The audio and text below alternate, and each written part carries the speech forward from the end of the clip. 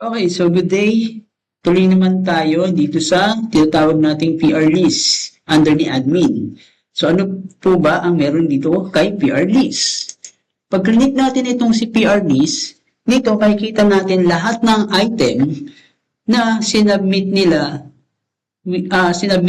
So masussearch siya based on weekly.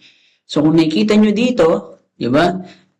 Yan, for March 4 to March 7, ito yung mga na-PR na item. So, lahat ng item ito from project site and also overhead. So, dito magdi-display.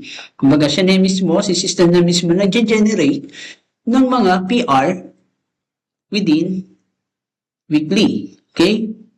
So, ano, makikita nyo, yan, so week 17, so ito yung mga na-PR na. So, nandiyan na rin yung mga prices. So, nandiyan na rin yung, yung view, kung sakaling gusto nyong makita yung content ng PR na yun.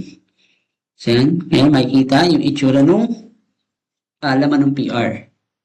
So, yun ang ginagawa ni PR list. So, PR list, again, makikita dito yung mga na PR overall, no? All project site and overhead, diyan makikita. And, naka-sort siya weekly. Or naka-group siya weekly.